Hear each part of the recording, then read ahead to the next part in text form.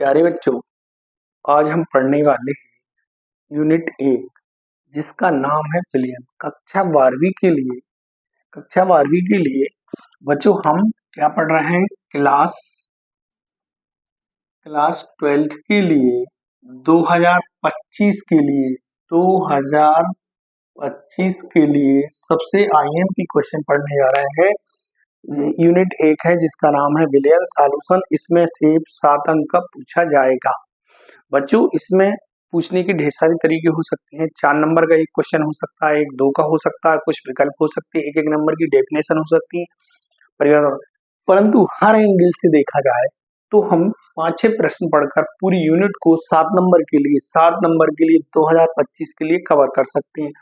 जानते हो, एक पहला प्रश्न है जो डेफिनेशन से संबंधित कई बार ये पूछा गया है। निम्न को समझाइए। 5 पॉइंट दे दिए, 5 नंबर का आ गया, 4 नंबर का आ गया, 2-3 पॉइंट दे दिए, इसके अलावा और कोई क्वेश्चन दे दिया। यहाँ हम प्रश्न नंबर 1 की बात करें जिसमें सांद्रता के पद पढ़े जाएंगे। सांद्रता के पद जैसे मोलरता, मोलंस, पीपीएम, सांता, हेनरी का नियम एक नंबर में पूछा जाता है। प्रश्न नंबर 2 की बात करें, प्रश्न नंबर 2 में राउल्ट का नियम और इसके लिए व्यंजक लिखा आता है।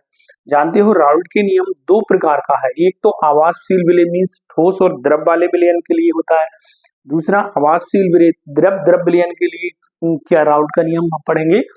तीसरे क्वेश्चन की बात करें, जब विलयन बन जाता है मीन्स राउल्ट के नियम के अनुसार विलयन बन जाता है तो उस विलयन में किस प्रकार का विलयन बनता है? आदर्श विलयन होता है, अनादर्श विलयन होता है। आदर्श अनादर्श विलयन किन्हें कहते हैं? अनादर्श विलयन कहते हैं। अनादर्श विलयन 2 प्रकार के होते हैं, एक तो धनात्मक विचलन प्रदर्शित करते हैं और दूसरे ऋणात्मक विचलन प्रदर्शित करते हैं। यहाँ से भी एक क्वेश्चन बनता है। चलिए अगले क्वेश्चन की बात करें। क्वेश्चन नंबर 4 में स्थिर क्वाथी मिश्रण, मतलब ऐसे विलयन जो अलग अलग क्वथनांक के होते हैं परंतु मिला देने से उनके दोनों विलयन एक साथ एक ही क्वथनांक पर उबलने लगते हैं, ऐसे विलयन को स्थिर क्वाथी मिश्रण या विलयन कहते हैं।